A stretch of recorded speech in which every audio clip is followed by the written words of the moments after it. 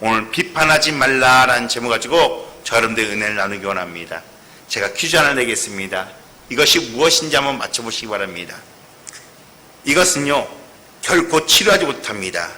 모든 사람들에게 상처를 줄 뿐입니다. 그것은 결코 사람을 완전하게 못합니다. 그것은 오히려 관계를 파괴시킵니다. 세 번째로, 그것은 결코 사람들을 하나로 결속시키지 못합니다. 오직 분리만 있습니다. 네 번째로, 그것은 사람들을 세우지 못합니다. 오직 그것은 사람들의 허물만 들추어냅니다.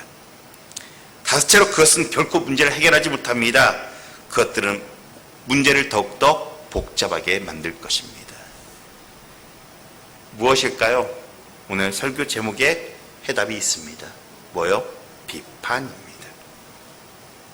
비판은 다른 사람들에게 사람의 약점이나 아픔을 들춰낼 뿐 감싸주거나 덮어주지 못한다는 사실입니다. 오히려 상처를 주고 그 문제를 더욱더 복잡하게 만든다는 사실입니다.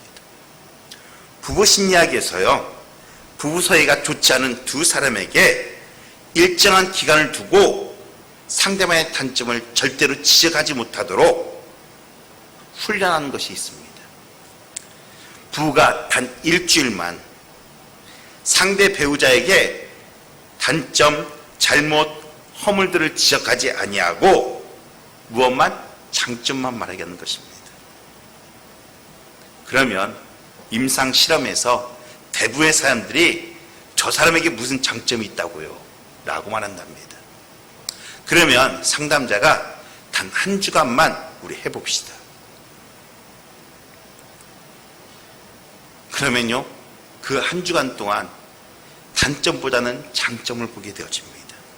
그리고 일주일 후에 이렇게 말한답니다. 내 배우자에게 이렇게 장점이 많은 줄 몰랐습니다. 그리고 관계가 회복되어진답니다. 여러분들의 옆 사람들을, 집안의 옆 사람들을 한번 보면서 이번 한 주간 이렇게 한번 행해보는 것이 어떨까요? 장점만 한번 보는, 그럼으로 인해서 여러분의 삶들이 변화되는 행복한 삶을 누리는 저와 우리 대형가족들이 되어지기를 간절히 축원합니다. 사람은요, 상대방을 좋지 않은 단점만 보기 시작하면, 허물을 보기 시작하면요, 끝도 없이 보게 되어집니다. 놀라운 것은 그 사람을 긍정적으로 바라보기 시작하면요, 이상할 정도로 좋은 점만 바라보게 되어져요. 탈무드에 남을 비판하는 것은 살인보다 더 위험한 일이다. 살인은 한 사람뿐이 죽이지 않지만 비방은 세 사람을 죽인다. 비방하는 사람 자신, 비방을 듣는 사람, 그다음에 비방을 당하는 사람. 비판은 내가 누군가를 비판하면 반드시 부메랑이 되어서 나에게 더 크게 돌아온다라고 말합니다. 그러면 비판이란 무엇일까요? 제가 국어사전을 찾아보니까 비판하여 판단함이라고 나와 있습니다. 비평하여 판단함. 그러면 비평이 뭐냐? 또 비평을 찾아봤더니요, 남의 결점을 들어 평함이라고 말하고 있어.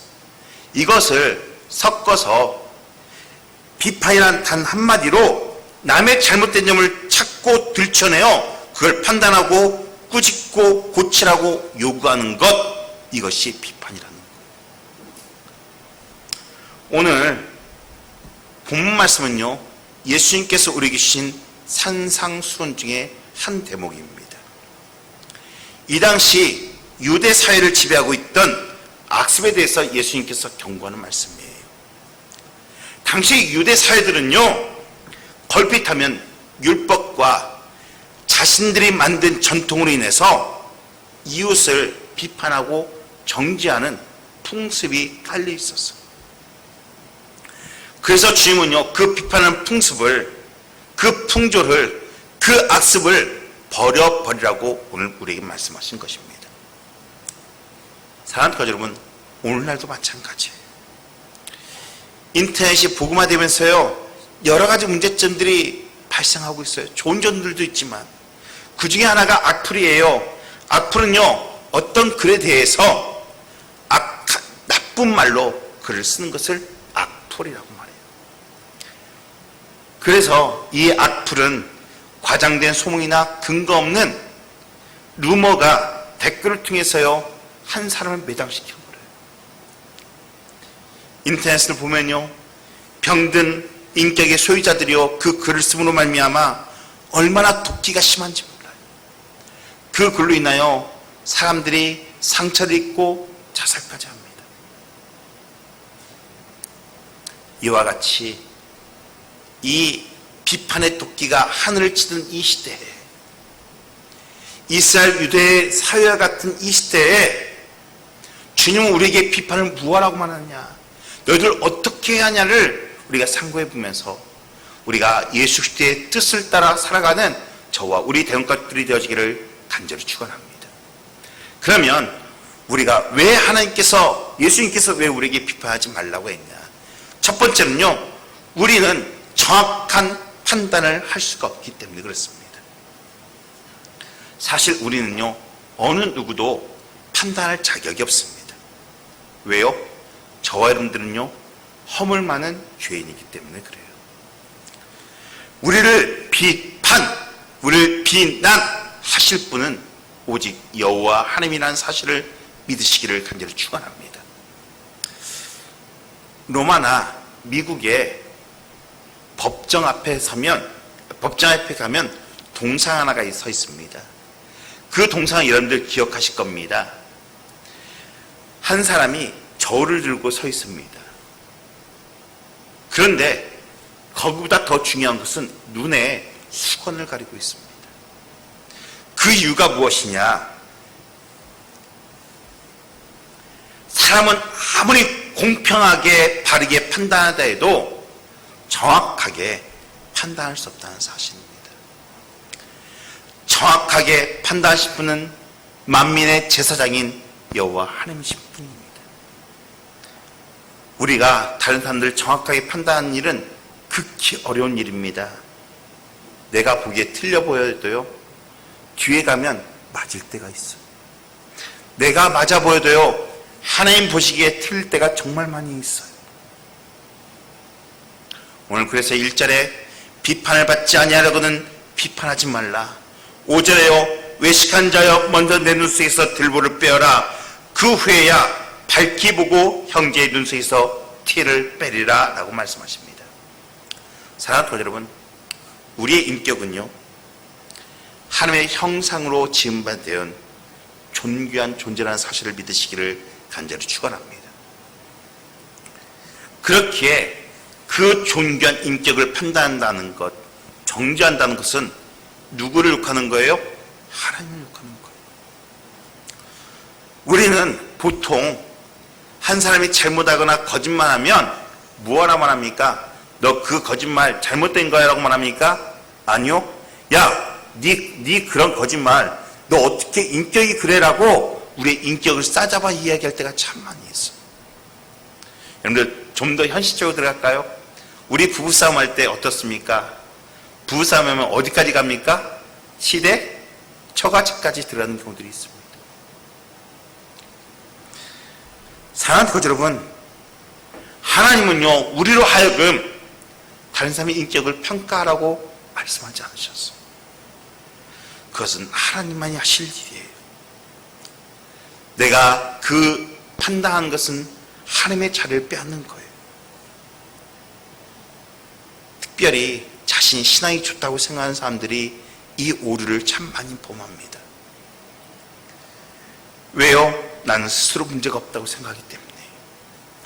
그러나 그 행위는요, 분명히 하나님의 심판대 앞에서 우리는 심판받을 것입니다. 사랑하는 거죠, 여러분. 저는 원하건대 우리 대원가족 입술 가운데 하나님이 주시는 재간을 물리는 저와 여러분들이 되어지기를 간절히 축원합니다. 우리의 입술이 판단하지 않기를 간절히 축원합니다. 두 번째로요, 우리가 판단하지 말아야 할 이유는요, 나도 실수가 많은 죄인이기 때문에 그렇습니다. 지난주가 수요일 날 예배를 끝나고 차량 운행을 나가고 있었습니다. 갑작스럽게 차 한 대가 제 봉고치 앞으로 확 튀어오르길래 급브레이크를 밟았습니다. 그러고 나서 가만히 보니까 이 사람이 핸드폰을 전화하느라고 정신이 없었던 것 같습니다. 제가 그 사람에게는 뭐라고 말 못하고 에이씨 운전하면서 전화하면 어떡해 라고 제가 혼잣말을 했어요. 그 혼잣말 누가 들었겠습니까? 저뿐만 아니라 제 뒤인 사람까지 다 들었습니다. 근데 가다 보니까 어느 정도 가다 보니까 제 손에서 제가 뭐라고 있습니까? 전하고 있는 모습을 제가 보게 되었어요. 사랑하는 여러분, 다른 사람의 문제는 가려지고요. 다른 사람에게 자기의 문제는 가려지고 남의 문제는 크게 보이는 법이 참 많이 있어요. 오늘 3절 말씀에 이렇게 말합니다. 어찌하여 형제의 눈 속에 있는 티를 보고 내 눈 속에 있는 들보는 깨닫지 못하느냐. 고린도전서 10장 2절 이렇게 말하고 있습니다. 그런즉 선질로 생각한 자는 넘어질까 조심하라 라고 말합니다. 사랑하는 여러분, 남을 비판하기 전에 나 자신을 돌아보는 저와 우리의 경험까지 되어지기를 간절히 축원합니다. 우리가 다른 사람을 비판할 때요, 이야기할 때요, 참 많이 범하는 오류가 있습니다. 무엇인지 아십니까? 내가 저 사람 잘 알아. 저 사람이 이렇게 할 사람이야. 아니요.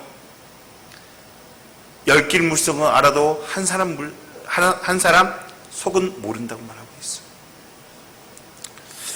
사랑하는 여러분, 우리가 남을 비판하기 전에 나 자신을 먼저 보는 저와 우리 대원까지 되어지기를 간절히 축원합니다. 우리 3절 말씀 우리 같이 한번 읽어볼까요? 어찌하여 형제의 눈 속에 있는 티를 보고 내 눈 속에 있는 들보는 깨닫지 못하느냐. 예수님께서요 실제적으로 오늘 티와 들보를 말씀하고 있습니다. 이 티란 뭐냐? 예수님은요 목수셨습니다. 목공소에서 일을 참 많이 하셨어요. 이 티는요 예수님께서 일하실 때 톱밥 같은 것이 자기 눈에 들어간 것을 많이 느끼셨어요. 그래서 오늘 이 티는요 예수님께서 말씀하신 이 티는 톱밥이고요, 오늘 여기에 들보는 무엇입니까? 통나무입니다. 그런데 통나무와 톱밥은 아주 차이가 커요. 그런데요 비판한 사람은 이 톱밥을 보는 것이 아니라, 통나무를 보는 것이 아니라 톱밥만 보고 있어요. 물론 이 세상의 사람들은요 완전하지 못합니다. 아무리 내가 성령 충만하더라도 죄성이 솟구쳐 올라옴으로 말미암아 하나님이 싫어하는 죄인으로 다시 되돌아가는 경우들이 참 많이 있어요. 그래서 우리는요 죽기 전까지 변해야 돼요. 그냥 변하는 것이 아니라 하나님의 형상을 회복시키며 성화되어야 돼요. 많은 사람들은 성령 받지 못해서 나는 잘났다고 말하는 사람들이 참 많이 있습니다. 그러나 우리는 하나님 말씀 앞에서 우리는 바로 서서 비판하지 않는 저와 여러분들이 되어지기를 간절히 축원합니다. 세 번째로요, 비판한 만큼 자신도 비판을 받게 되어집니다. 우리는요 비판하는데 전체를 보고 비판하는 모습은 결코 없습니다. 그 일부분을 가지고 비판을 합니다. 그런데요 전체를 보면요 비판할 거리가 되지 않는 경우들이 참 많이 있어요. 인도 속담에 남의 신발을 신어보기 전에 그 사람의 걸음걸이를 평가하지 말라는 말이 있습니다. 상대방의 입장이 되어보기 전에 함부로 가르치지 말라는 거예요. 우리는요 겉모습만 보고 그 사람을 평가합니다. 그러나 그 사람을 다 알지 못하기 때문에 우리가 오류를 범할 때가 정말 많이 있어요.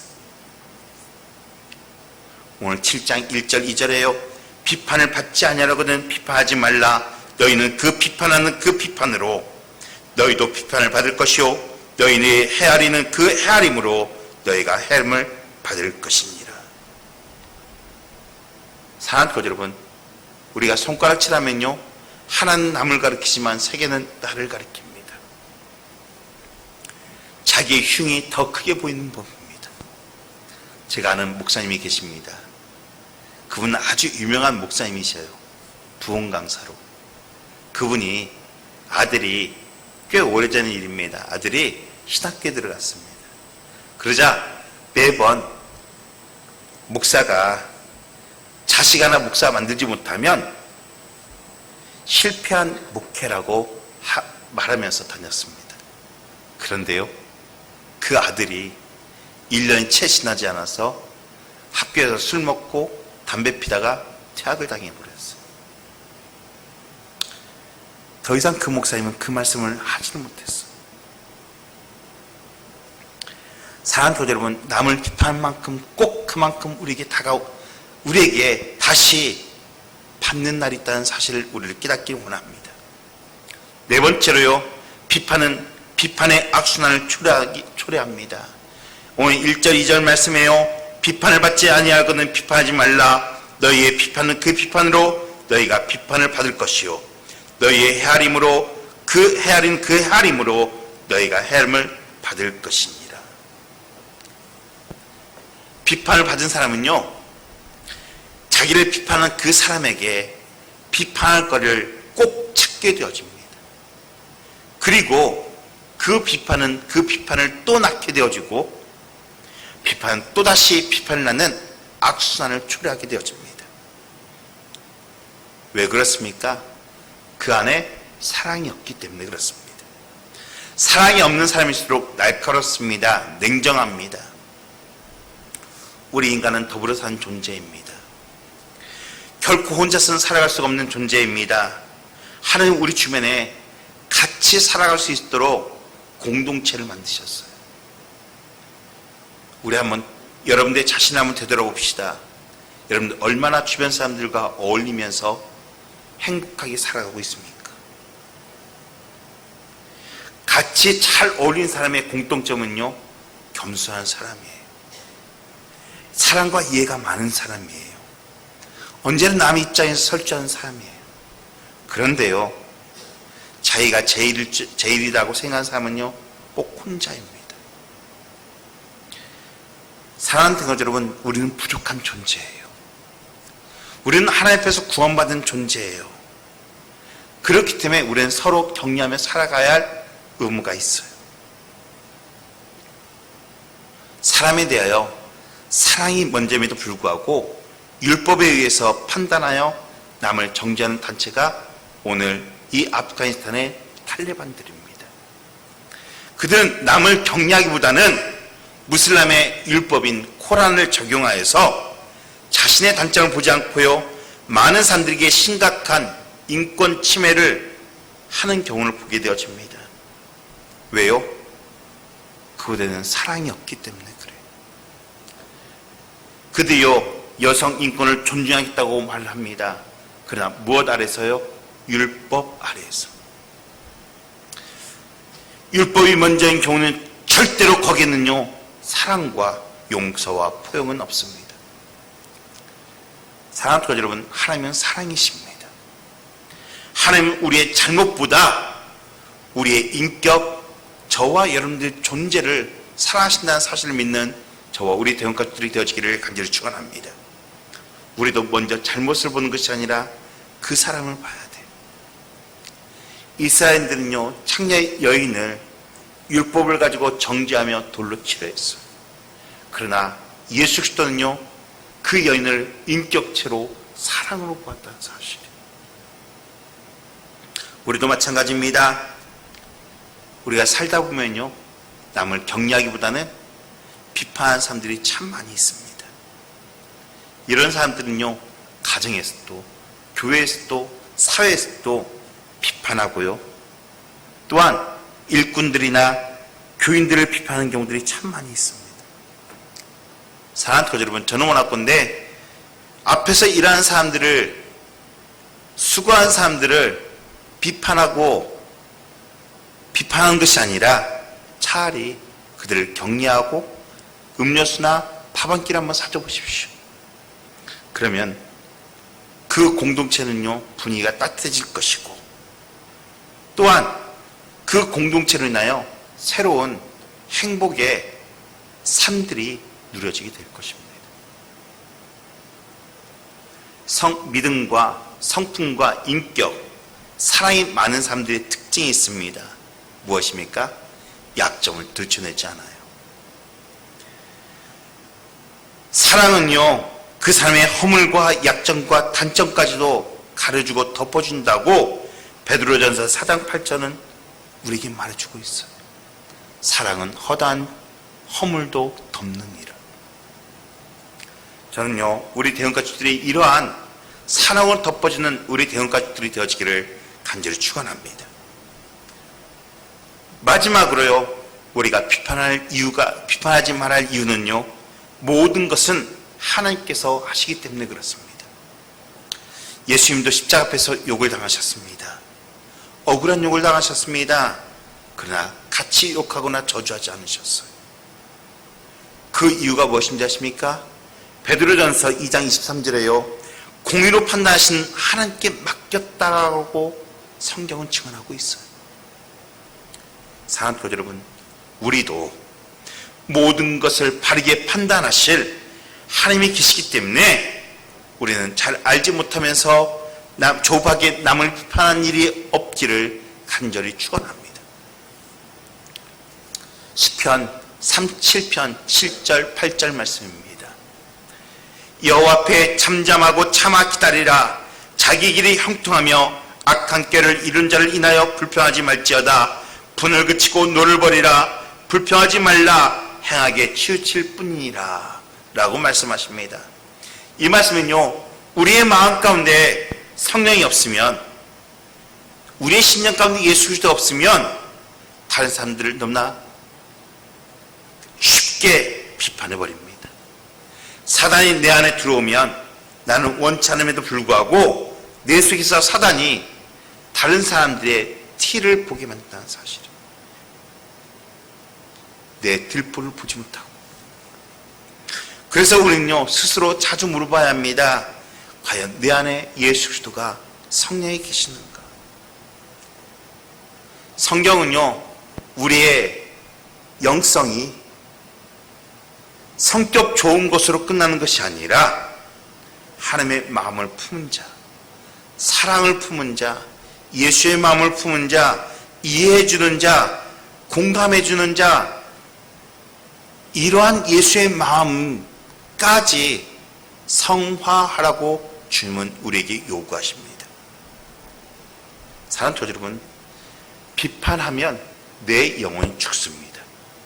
왜요? 비판은 비판을 낳기 때문에 그래요. 산에 가면 우리가 메아리를 칩니다. 산에 가서요, 바보야 하면요, 더 크게 들려오는 소리가 있습니다. 어떤 소리입니까? 바보야입니다.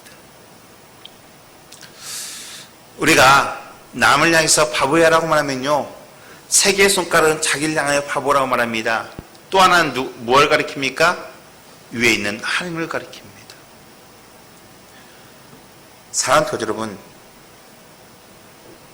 우리가 비판할 때 그 비판이 부메랑이 되어서 돌아온다는 사실을 우리는 깨달아야 합니다. 만일 예수님이 제 아들을 택하셨을 때 장점만 보셨다면 예수님은 아무도 예수님의 제자를 선택할 수 없었을 거예요.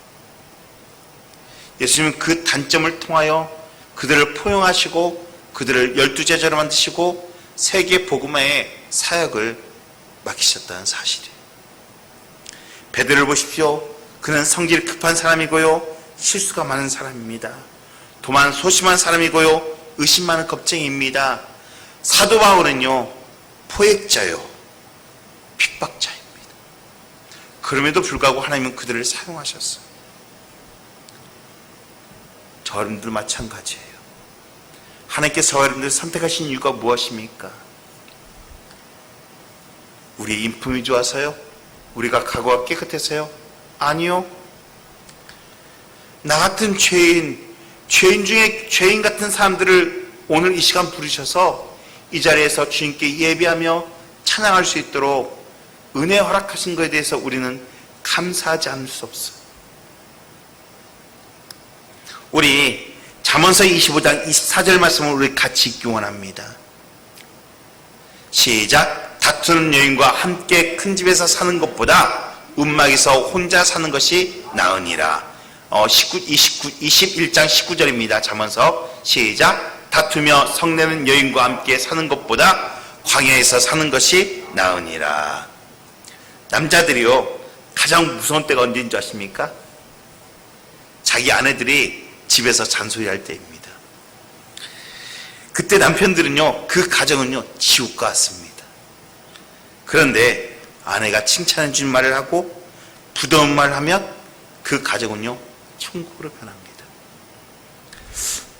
저는요, 우리 대형가족들 하나하나가 가정에서 천국의 언어를 선포해 나가는, 그로 말미암아 가정 천국을 이뤄가는 저와 우리 대형가족들이 되어지기를 간절히 축원합니다. 이러한 것들은 하나님의 지혜를 얻어야 돼요. 그래서 야고보서에서는요, 너희 중에 누군지 지혜가 부족하거든 모든 사람에게 후히 주시고 꾸짖지 아니하시는 하나님께 구하라. 그리하면 주시리라.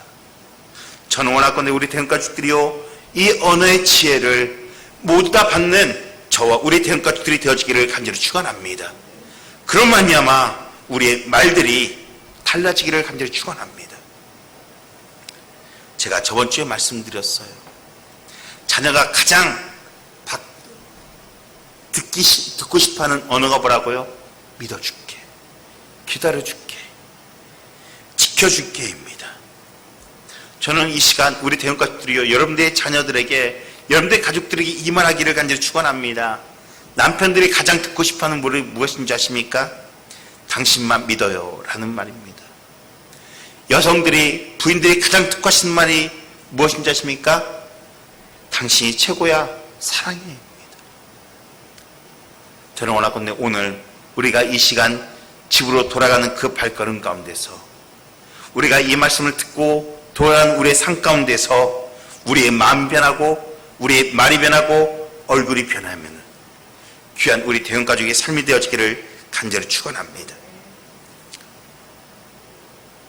우리가 섣부른 비판보다 남을 세워준 언어, 칭찬의 언어가 우리 인생을 행복하게 만든다는 사실이에요. 제가 여러분들의 주보에 끈 하나를 붙여놓았습니다.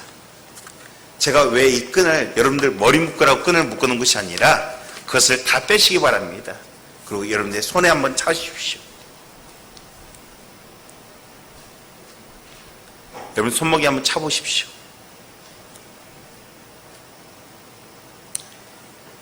그리고 이 한 주간, 하루나 아니면 이 한 주간 여러분들의 입술 가운데서 비난이나 비평, 불평이 나오면요, 이거를 오른손에 있는 걸 왼손으로 옮기십시오. 여러분들의 잘못된 언어들이 나오면 한번 바꿔보십시오. 저는요, 하루에 15번을 옮겼습니다. 그런데요, 이건 적은 편이에요. 내 머릿속으로 생각까지 하면요, 수백 번도 넘을 거예요. 그런데 놀라운 것은 제가 이걸 넘기다 보니까 제 입술에서 재갈이 물려지더라고요. 이번 한 주간 우리가 차시면서요, 우리의 말과 생각을 주님이 주시는 긍정적인 언어로, 행복의 언어로 바꾸는 저와 우리 대형가족들이 되어지기를 간절히 축원합니다. 사랑하는 교회 여러분, 우리 주님 오실 때까지 비판하지 말고 칭찬하며 축복하고 아름다운 말을 선포해 나가는 저와 우리 대형가족들이 되어지기를 간절히 축원합니다. 우리 한번 우리 고백할까요? 우리 넘겨주십시오. 예수 닮기 원하는 나는, 우리 같이 고백할까요? 시작. 예수 닮기 원하는 나는 비판하지 않고 사랑하며 살리라. 아멘. 우리 예수님의 말씀처럼요, 다른 사람들을 내 생각과 내 사고방식을 판단하는 것이 아니라 주님의 말씀 가운데 행복한 언어, 축복된 언어, 세우는 언어로 말미암아 빛과 소금의 역할을 감당해 나가며 행복한 삶을 이뤄가는 저와 우리 대원가족들이 되어지기를 간절히 축원합니다. 기도하시겠습니다.